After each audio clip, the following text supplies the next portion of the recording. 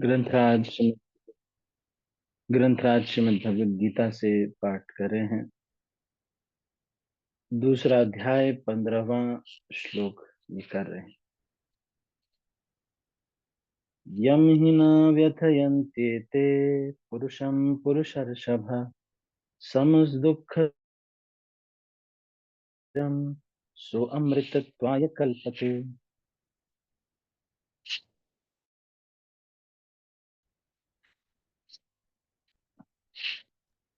हरे कृष्णा प्रभु जी, दंडवत प्रणाम।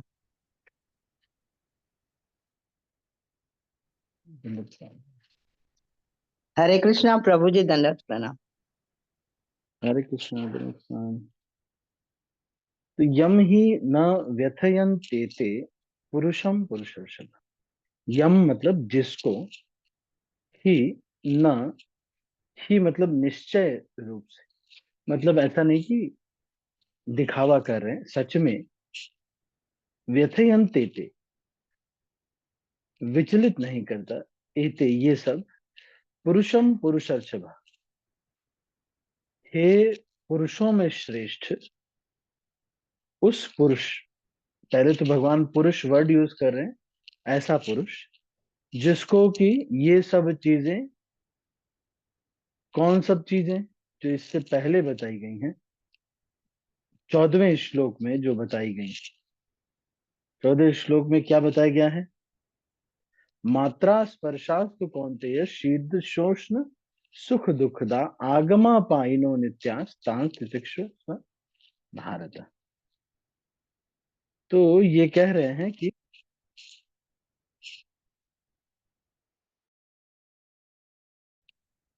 जो सुख और दुख है, ये दोनों ही को सहना चाहिए।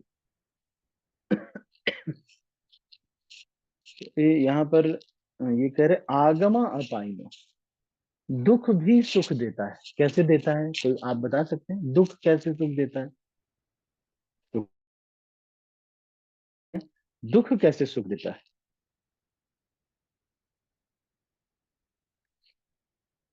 दुख तो, दुख भी सुख देता है, कैसे देता है?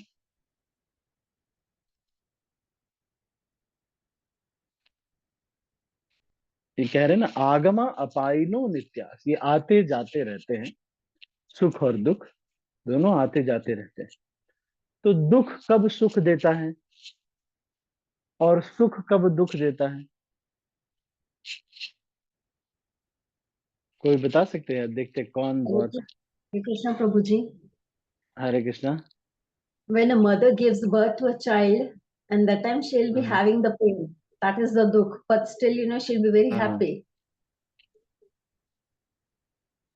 तो उसके साथ ही, हाँ ये बात सही है, सही सही बात। ठीक है, और कोई बताएगा? दुख कब सुख देता है?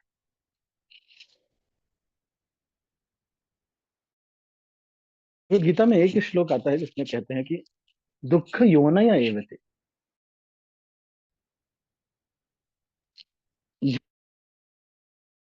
तो इस संसार में है वो दुख नाम के बच्चे की योनि, मतलब उससे दुख जन्म लेता है।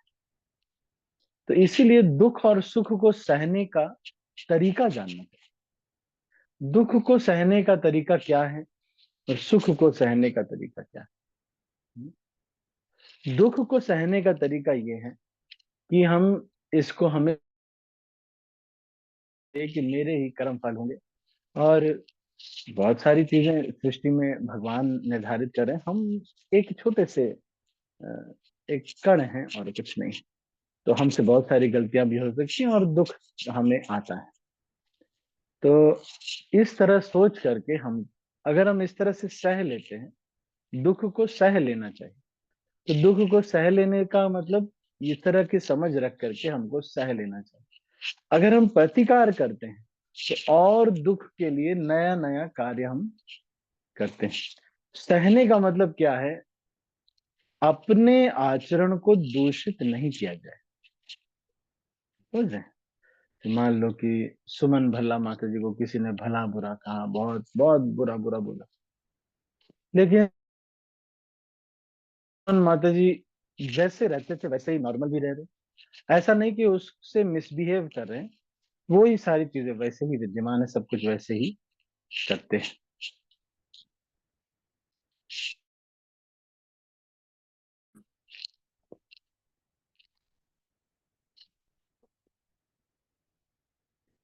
तो कर्तव्य वैसे ही, और उनके प्रति बिहेवियर भी ज्यादा चेंज नहीं हुआ। तो इसको कहते हैं दुख को सहना। हम्म, सह लिया। और सुख को सहने का मतलब क्या है? सुख को सहने का मतलब है उसको बांट देना चाहिए, क्रेडिट को बांट देना चाहिए, सब लोगों को बांट देना चाहिए, तो सुख को ग्रहण करना चाहिए। समझ रहे हैं? तो जैसे कि हम्म, हम कोई कार्य करते हैं जिस जो बहुत सफलता हमको, तो हमको सच में उस सुख का श्रेय सारा चाहिए कि इन्होंने हमें ऐसे मदद किया था, इन्होंने हमें ऐसे मदद किया था। इस तरह से को हमने बांट दिया।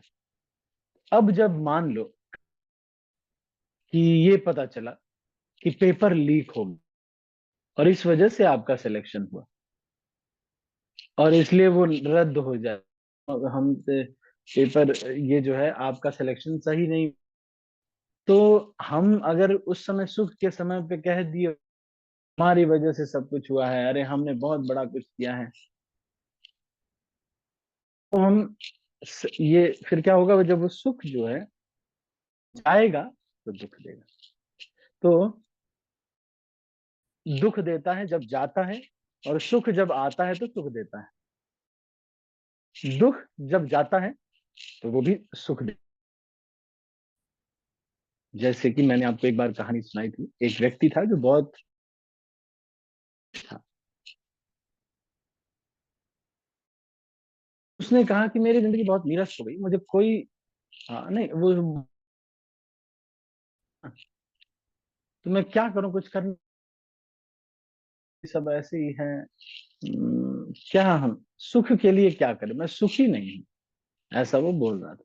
तो एक राजा के, एक साधु संत के पास वो आया, और साधु ने देखा कि इन्होंने एक सूटकेस लिया हुआ, बाकी बात में चुपके से वो सूटकेस छिपा लिया। थोड़ी सी सब लोग खोजने लगे उस सूटकेस को, बहुत देर तक खोजा, सब व्यक्ति को पकड़ा, सीसीटीवी कैमरा चेक हुआ, सब कुछ करने के बाद कहीं एक दूर कहीं जाके फिर मिला। बाबा जी ने मिला तो वो बहुत खुश हो गया, तो क्या कि अब कैसा लग रहा था, बोले बहुत अच्छा लग रहा है, अब मैं खुश हो गया क्योंकि बैग मिल गया।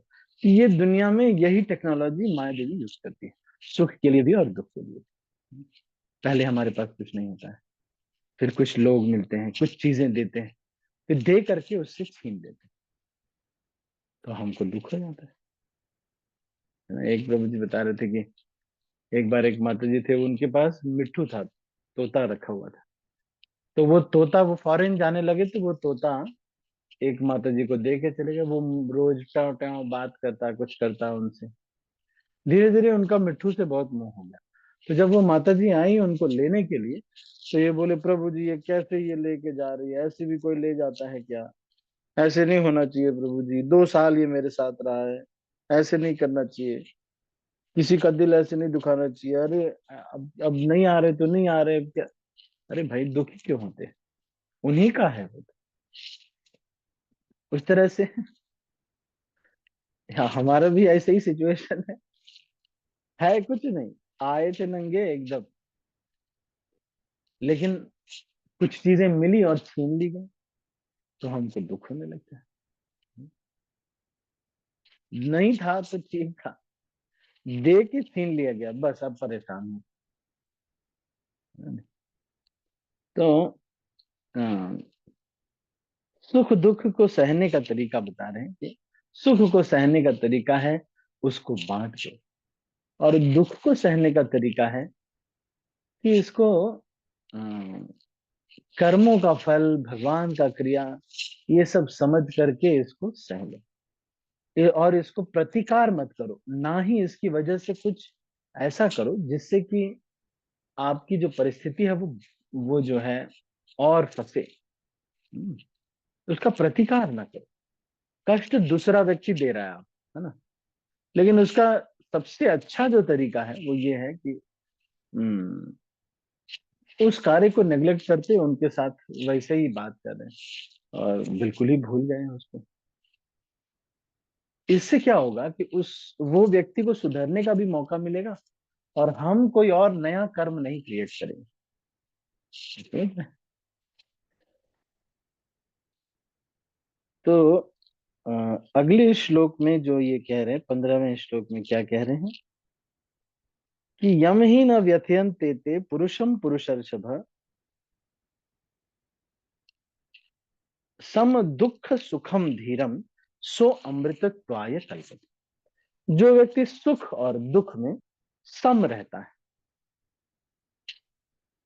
तो आप अगर मान लो हमारा पर्स खो जाए तो हम सम रहें सुख और दुख में, फिर खोजे ना क्या उसको।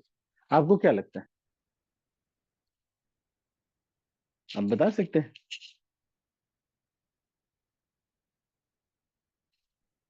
अगर मान लो आपका पर्स खो जाए और फिर आप ढूंढेंगे नहीं, फिर क्या करेंगे?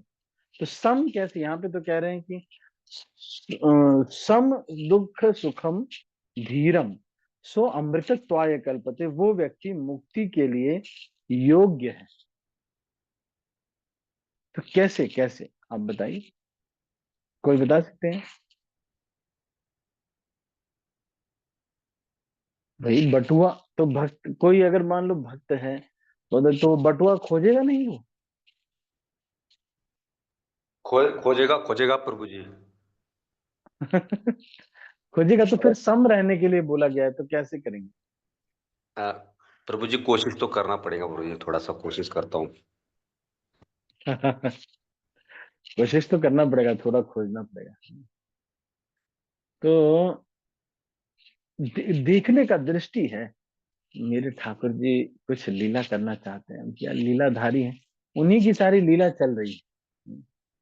और मेरे साथ जो भक्त हैं उनके साथ तो स्पेशल लीला चल रही है। सच में हर एक क्षण में एक एक निर्णय, कुर्सी पर बैठना, खड़े होना, यात्रा करना, सारी चीजें कुछ न कुछ सिखाने के लिए, कुछ न कुछ बताने के लिए, हमारे लिए कुछ न कुछ लर्निंग के लिए हो रही है।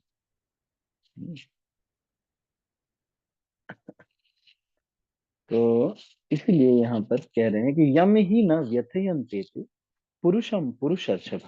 अब पुरुषम पुरुषर्षभ क्यों कह रहे हैं कि पुरुषों में ऋषभ, पुरुष ऋषभ, पुरुष ऋषभ, पुरुषों में जो श्रेष्ठ हैं उनको कह रहे हैं कि पुरुषम पुरुष ऋषभ सम दुख सुखम धीरम सो अमृतत्वाय कल्पते।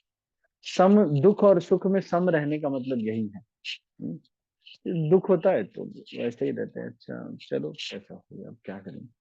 सुख होता है तो भगवान तो ये इन लोगों ने किया है हमारा तो कल को जब सुख जाएगा, मान लो किसी ने, आप टॉपर थे क्लास के, किसी ने कहा कि तुम थर्ड पोजीशन पे हो, तो हमें बुरा नहीं लगेगा, क्योंकि क्रेडिट तो इन लोगों का है। जिसका है वो जाने। पोजीशन इज ए दुख। समझ रहे हैं? ये दुनिया में इतना सुंदर शरीर पा करके कष्ट देने के लिए, इसीलिए जब चीजें मिलती हैं तो वो कष्ट के लिए मिलती है। हमको ये लगता है कि माया देवी मेरे ऊपर मेहरबान है, मुझे ये मिल रहा है, या मैं इतना टैलेंटेड हूँ।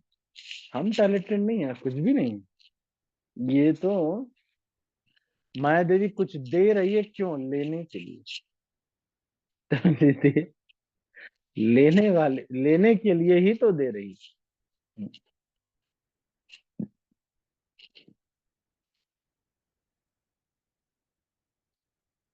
तो इसी को कह रहे हैं, जो व्यक्ति आत्म साक्षात्कार की उच्च अवस्था प्राप्त करने के लिए दृढ़ प्रतिज्ञ है और सुख तथा दुख के प्रहारों को समभाव से सह सकता है, वह निश्चय ही मुक्ति के योग्य है। वर्णाश्रम धर्म में चौथी अवस्था अर्थात संन्यास आश्रम कष्ट साध्य अवस्था। तो इसमें मैं आपको कहानी सुनाया था एक बार, परवाइल स्वामी। है ना। एक स्वामी जी होते हैं जो कि बनारस से जाते हैं तमिलनाडु। तमिल का एक ही वर्ड उनको आता है, परवाइल्ला। कोई भी कुछ भी बोलता, वो बोलते परवाइल्ला। कोई कहता है कि और सब हालचाल ठीक है, तो परवाइल्ला। खाना खाएंगे, परवाइल्ला। एक ही वर्ड आता था, परवाइल्ला। एक दिन क्या हुआ, वहां के जो पुजारी थे उनको लगा कि ये बहुत बड़े संत साधु हमारे यहाँ पर आ गए हैं, तो उनका कुछ विशेष जो है जगह बना देते हैं। तो उनको बहुत स्वागत किया गया, सब कुछ किया गया। उनसे जब भी लेकिन कुछ भी पूछा जाता तो वो बस यही कहते, परवाइल्ला। थोड़े समय के बाद क्या हुआ कि सारे लोगों को लगा कि ये इन परवाइल्ला स्वामी को जो है से आशीर्वाद लेना चाहिए, तो सब लोग आशीर्वाद लेने के लिए जाने लगे। तो एक मुखिया था और एक साहूकार था। मुखिया की जो बेटी थी, वो साहूकार के बेटे से प्रेम करती थी। साहूकार के बेटे साहूकार लेके आया अपने बेटे को और कहा कि हे परवैल्य स्वामी, आशीर्वाद दीजिए कि मेरा बेटा इस मुखिया की बेटी को छोड़ दे। और मुखिया को कहा, मुखिया एक लेके आया, कहा कि वो साहूकार से हमारा मुकदमा चल रहा है, मैं एक बार जीत जाऊं तो बहुत अच्छा रहेगा। तो मुकदमा क्या हुआ, साहूकार जीत गया। और मुखिया जीत गया, मुखिया मुकदमा जीत गया। और उसने कहा कि मैं परवाइल्य स्वामी की कृपा से मुझे ये मुकदमा मैं जीत गया हूँ, इसलिए मैं परवाइल्य स्वामी के लिए एक सुंदर कुटिया और बहुत बड़े आश्रम का निर्माण करूंगा। तो सारा निर्माण करवा दिया और परवाइल्य उसमें रहने लगे, परवाइल्य स्वामी। थोड़े समय के बाद क्या हुआ कि जो परवाइल्य, ये जो मुखिया की बेटी थी, वो प्रेग्नेंट हो गई। तो सब लोगों ने पूछा कि कौन है ये इसका। अब वो बेचारी लोक लाज के भय से कुछ बता ही नहीं पा रही थी। तो जब बहुत प्रेशर किया तो उसने परवाइल्य बोल दिया, क्योंकि परवाइल्य स्वामी बातचीत चलती रहती थी। उसने परवाइल्य बोल दिया। अब परवाइल्य बोल दिया तो सबने सोचा कि भाई परवाइल्य स्वामी ने ही ये गलत काम किया। तो सारे लोग पहुंचे आश्रम में और उनको बहुत पिटाई किया, उनको बाहर बाहर कर दिया वहां से। बाहर निकाल दिया।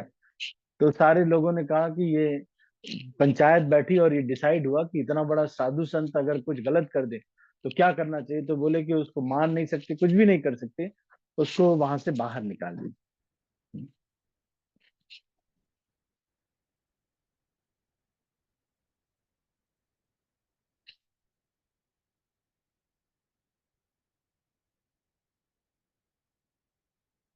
तो बस वहां से बाहर निकाल दिया गया। अब सोचा कि भाई ये जो परवाइल, ये जो बेटी है मुखिया की, इसको कहाँ रखा जाए। तो कहा कि भाई इसको भी वहीं भेज दो, परवाइल स्वामी के पास। तो गांव के बाहर कर दिया गया। गांव के बाहर एक जंगल था, वहां पर परवाइल्य स्वामी और वो बिटिया रहने लगी। वहां पर उनको वहीं पर रहने क्या लगे, वहीं पर एक पत्थर वत्थर था, वहीं पे अपना रह रहे थे। कुछ समय के बाद ये जो मुखिया, जो साहूकार का बेटा है, उसने बताया कि ये मेरा बच्चा है। सबको बहुत दुख हुआ। सब लोग फिर से आए परवाइल्य स्वामी के पास और सब लोग क्षमा मांगे।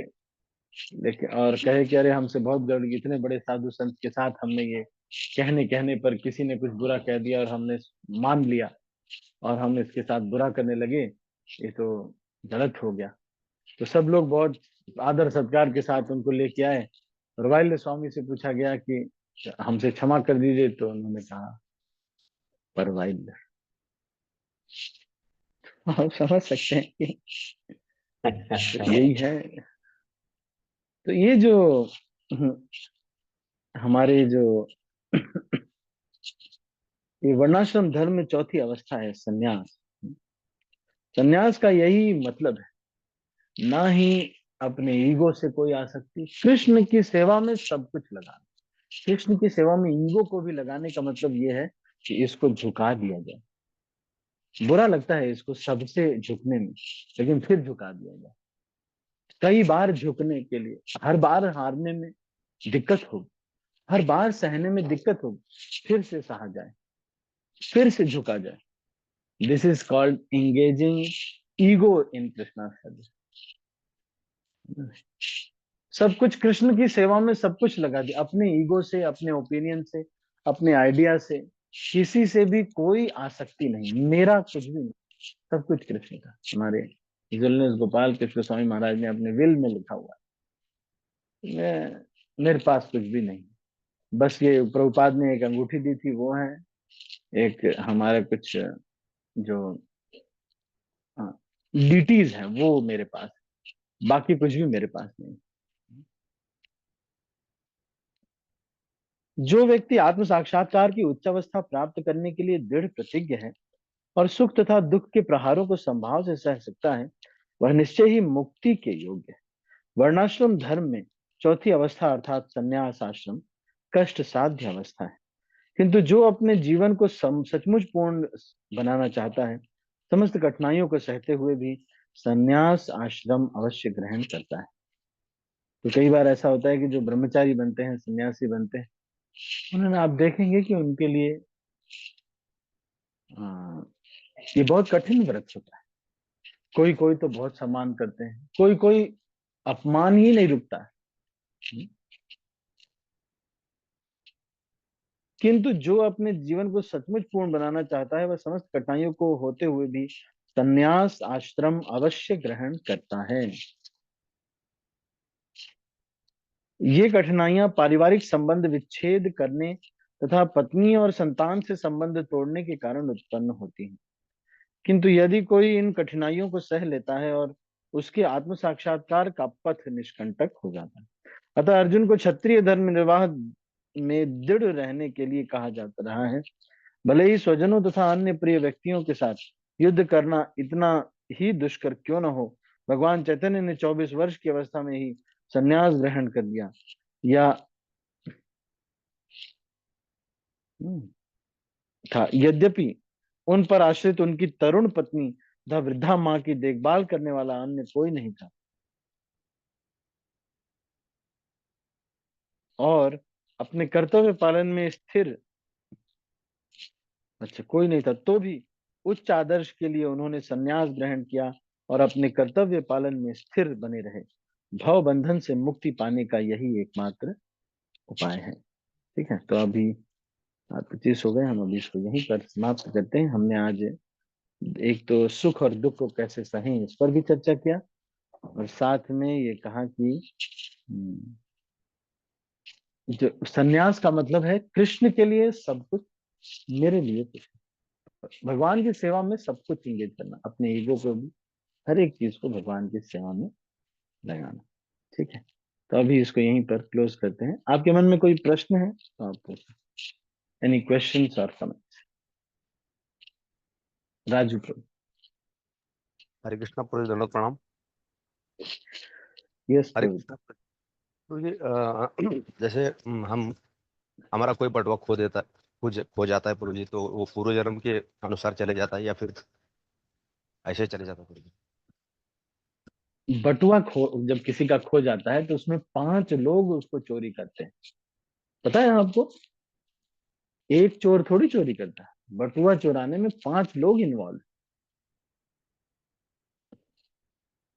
वो आश्चर्य हो रहा होगा ना कि ऐसे कैसे हो गया, हमने तो देखा है कि एक ही व्यक्ति था वो, आप कैसे कह रहे हैं प्रभु जी?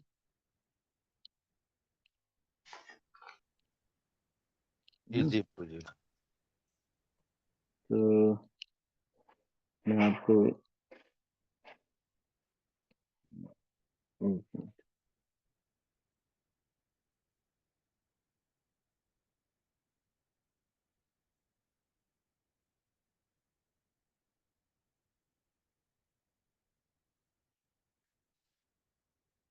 भगवत गीता के 18वें अध्याय के 14वें श्लोक में ये बताया गया है।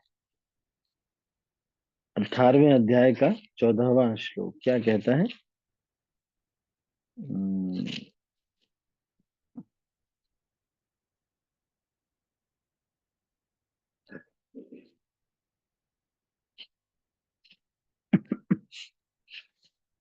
अधिष्ठानम तथा कर्ता, एक मिनट,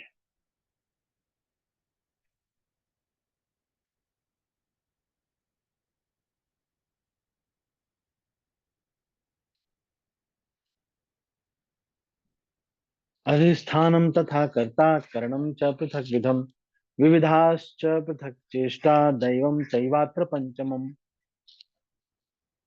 कर्म करने का स्थान, वो जो एरिया ही हो सकता है, चोर बाजार हो। कर्म करने का स्थान मतलब हमारा शरीर, यहाँ पे तो कह रहे हैं स्थान, जो कोई व्यक्ति कुछ कर्म करता है, शरीर उसमें इन्वॉल्व है। फिर क्या है? कर्ता, करने वाला व्यक्ति मतलब जीव। विभिन्न इंद्रियां, इंद्रियां भी कुछ परसीव करती हैं कुछ किसी कारणवश में। अनेक प्रकार की चेष्टाएं तथा परमात्मा। तो ये 5 लोग हैं इन्वॉल्व किसी एक कर्म के लिए। तो बटुआ जब खोता है तो उसके पहले के कर्म फल भी हैं, परमात्मा जिसको देख रहे हैं और उसके अनुसार उसको कर्म फल मिल रहा है। साथ में उसके मन में कुछ इच्छा रही होगी, उसको भी भगवान पूरा कर रहे हैं। क्या हो सकता है कि किसी और को कोई कर्म फल देना चाहते हो, कोई फायदा देना चाहते हैं, इस वजह से ऐसा कर रहे हैं। अरे भगवान कौन सी क्रिया करते हैं किस चीज के लिए, हमको कहाँ पता है। हम तो बहुत छोटे से एक कण हैं।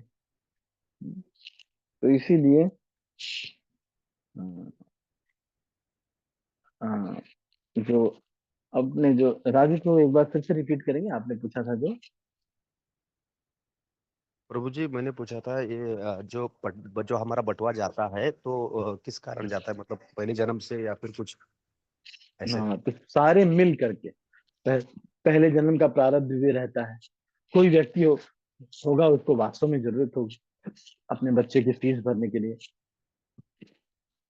या हो सकता है कि पिछले जन्म का कुछ आपने किसी का चुराया हो वो हो। या फिर कुछ ऐसा भगवान का कोई चीज या किसी का कुछ ऐसा है, वो चीज का माध्यम बन रहा है। जैसे मान लो डॉक्टर ने आपसे ज्यादा पैसे ले लिए, है ना, फीस लगनी चाहिए 100 रुपए, लेकिन वो ले रहा है 1,500। अब वो 1,500 रुपए जो वो ले रहा है, अब डॉक्टर का बटुआ खोना चाहिए, क्योंकि वो उसके पॉकेट में आएगा 100, और बाकी जो 1,500 है वो अलग अलग माया के नए नए चीजें खुलती जा रही। हम्म, ठीक है। तो उन सब चीजों में ये इन्वॉल्व होता है। तो अधिष्ठानम तथा कर्ता करणम च पृथक विधम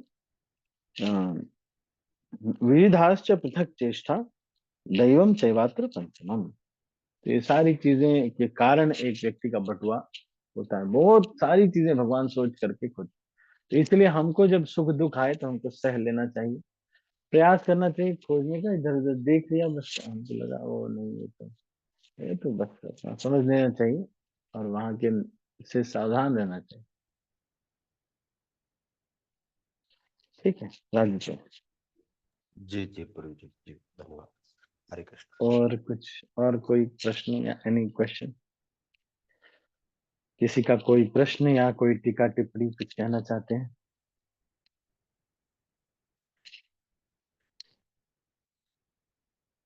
ठीक है, तो हम अभी इसको यहीं पर समाप्त करते हैं। आप सभी का बहुत बहुत धन्यवाद। हरे कृष्णा। श्रील प्रभुपाद की जय, गौर भक्तवृंद की जय, निताई गौर प्रेमानंदे हरे हरि बोल। मैं सब भक्तों को अनम्यूट कर रहा हूँ और फिर इस मीटिंग को क्लोज कर रहा हूँ। हरे कृष्णा। हरे कृष्णा प्रभु जी, दंडवत प्रणाम। धन्यवाद जी। हरे कृष्णा।